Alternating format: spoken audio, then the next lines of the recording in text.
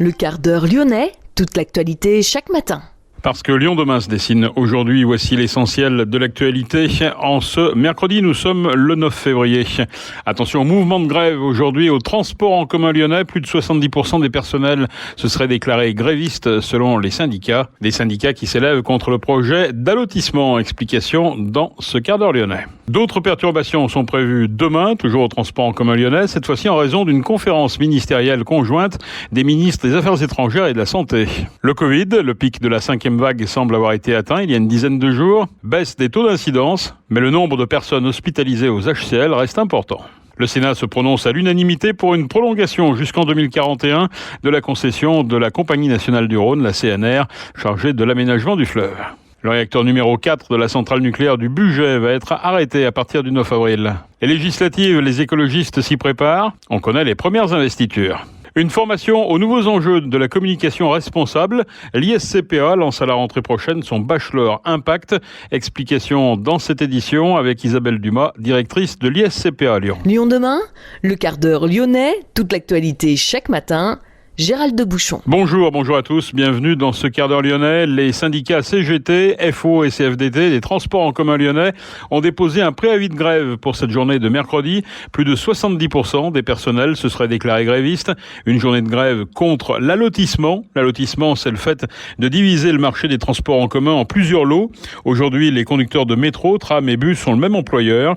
Keolis exploite le réseau des transports en commun lyonnais pour le compte du Citral, au moins jusqu'en 2024. Avec l'allotissement, plusieurs opérateurs, Keolis, Transdev ou la RATP par exemple, pourraient exploiter le réseau par secteur. Pour le président du Citral, l'élu écologiste Bruno Bernard, l'allotissement permettrait d'avoir plusieurs candidats. Lors du dernier appel, un seul candidat, Keolis, avait candidaté. Donc pas de mise en concurrence pour un marché qui pèse tout de même près de 3 milliards d'euros. Le conseil d'administration du Citral du 10 mars va décider ou non d'allotir le réseau. Le Citral affirme travailler sur la possibilité d'avoir 2 lots importants. Un lot métro-tramway qui comprendra également Rhône Express et un lot bus. Et pour que cette concurrence ne se fasse pas sur le dos des salariés, un projet de socle social garantirait aux salariés la continuité de leurs acquis et de leurs droits sociaux. Un rassemblement est prévu devant le Citral à La Part-Dieu cet après-midi à 14h, alors que les représentants des salariés seront reçus à 16h.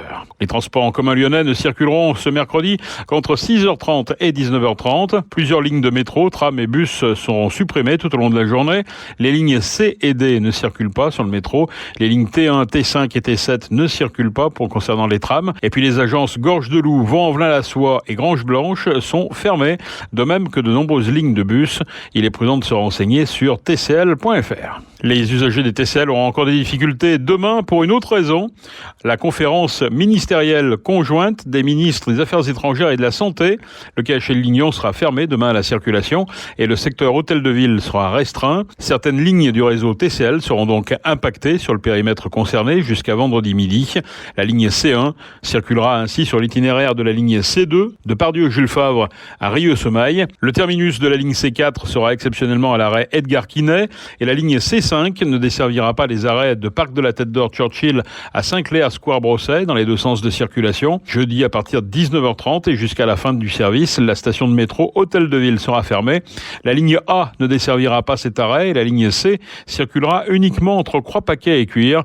D'autres perturbations sont par ailleurs prévues jeudi à partir de 16h dans le secteur de l'Hôtel de Ville sur les lignes C3, C13, C14, C18, 19, S1, S6 et S12. Ajoutez à cela des travaux d'entretien annuels qui vont être réalisés sur le funiculaire F2. Et là, ça commence samedi, le 12 février, jusqu'au 27. Le F2 ne circulera pas entre ces dates. Des bus relais, comme d'habitude, seront mis en place entre Fourvière et Saint-Just. Un camion a tenté de passer le pont de Couzon et a arraché le portique de sécurité hier soir vers 19h. Le poids lourd a ensuite fait demi-tour pour repartir. Résultat, le pont doit être fermé jusqu'à nouvel ordre. Les piétons et les vélos peuvent encore traverser. Il va falloir attendre le verdict des services de la métropole pour savoir quand pourra rouvrir l'ouvrage. Le pont de Couzon, je le rappelle, est interdit aux véhicules de plus de 3,5 tonnes et de plus de 2,50 m de haut. Lyon demain, un site internet, du son, de l'image, un média complet pour les Lyonnais qui font avancer la ville. Le Covid-19, le pic de la 5e vague semble avoir été atteint il y a une dizaine de jours. Le taux d'incidence dans le Rhône est de 2321 cas pour 100 000 habitants, sous la moyenne nationale des 2625 cas pour 100 000. Notez que 558 patients positifs au Covid-19 sont hospitalisés aux HCL contre 531 la semaine précédente. Les services de réanimation connaissent également une légère baisse avec 63 patients positifs au Covid-19 contre 66 une semaine auparavant. Le Sénat s'est prononcé à l'unanimité pour une prolongation jusqu'en 2041 de la concession de la Compagnie nationale du Rhône, chargée de l'aménagement du fleuve. Députés et sénateurs vont maintenant tenter de s'accorder sur un texte commun. L'adoption définitive est prévue avant la fin du mois. Depuis 1933, la CNR a 3 missions. La production d'hydroélectricité, bien sûr, mais aussi la navigation fluviale et l'irrigation agricole. La concession actuelle arrive à échéance fin 2023. Elle inclut 19 ouvrages hydroélectriques, 14 écluses à grand gabarit et 22 sites industriels ou portuaires. Aujourd'hui, CNR est le premier producteur en France d'énergie exclusivement renouvelable. Les sénateurs suggèrent de favoriser l'hydrogène renouvelable et bas carbone et le photovoltaïque innovant. Nous aurions aimé également renforcer un peu plus la mission de préservation de la biodiversité, fait remarquer l'écologiste Thomas Dessus. EDF va réaliser des contrôles sur le réacteur 4 de la centrale nucléaire du Bugey. À partir du 9 avril, il sera même à l'arrêt. Des contrôles pour vérifier la présence d'éventuels problèmes de corrosion. Les législatives, le pôle écologiste composé d'Europe Écologie Les Verts, de Génération et de Génération Écologie affine sa stratégie dans le Rhône.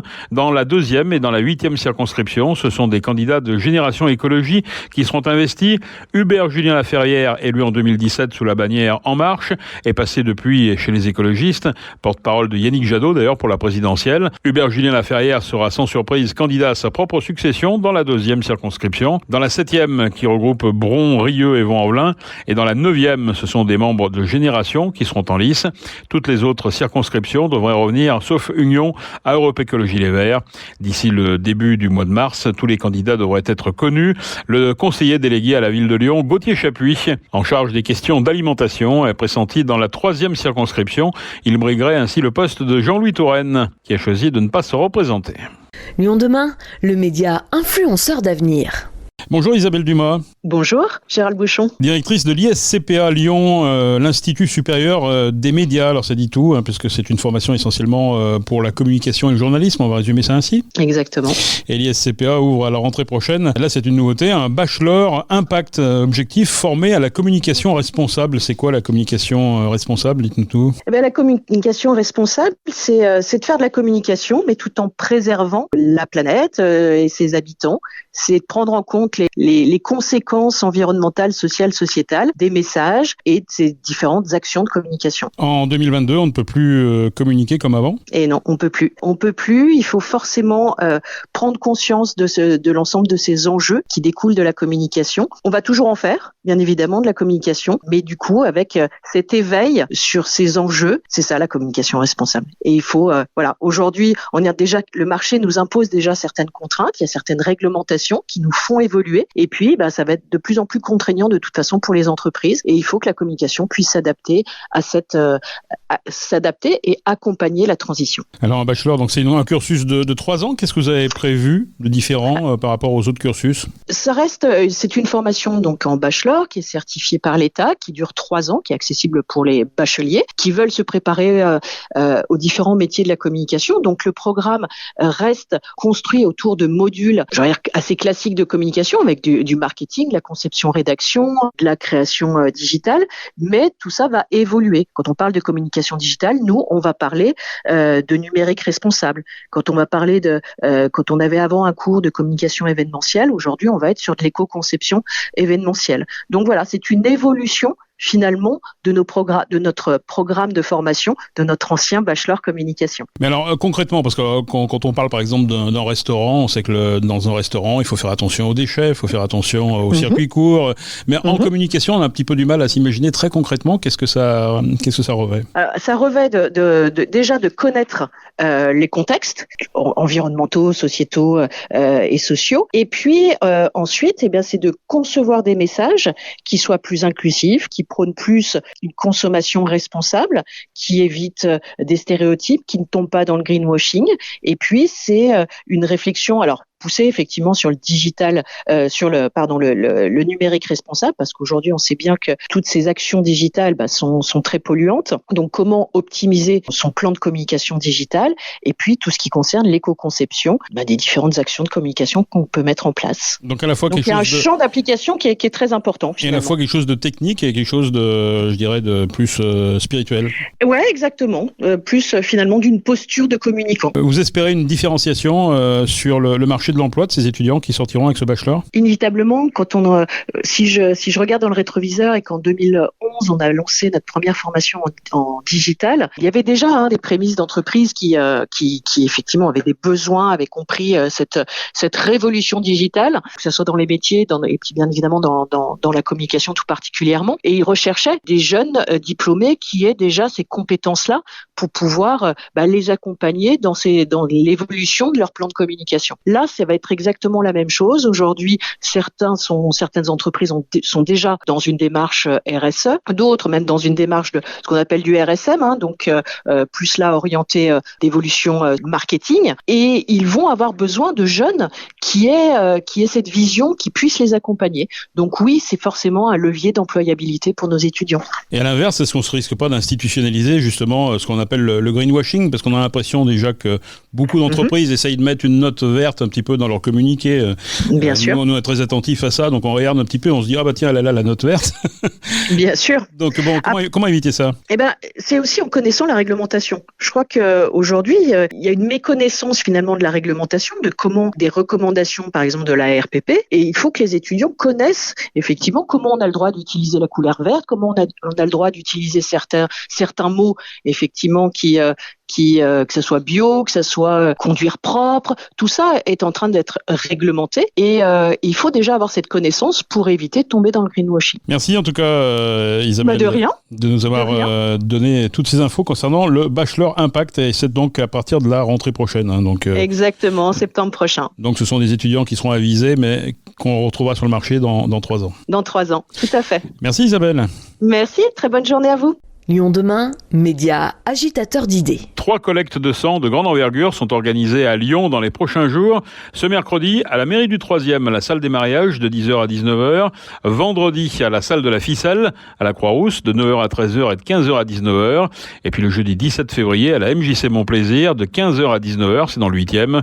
Il est aussi possible de se rendre avec ou sans rendez-vous à la Maison du Don à Confluence. L'établissement est ouvert du lundi au vendredi, de 8h à 19h et le samedi de 9h à 13h. Les stocks sont actuellement très faibles en raison du contexte sanitaire. La sélectionneuse des Bleus, Corinne Diacre, a dévoilé sa liste des joueuses convoquées pour disputer le Tournoi de France du 16 au 22 février à Caen. Parmi les 25 joueuses retenues, 5 lyonnaises: Selma Abacha, Gridge Mbok, Wendy Renard, Delphine Cascarino et Melvin Mallard, mais toujours pas Amandine Henry, ni Eugénie Le Sommer, ni Perle Moroni.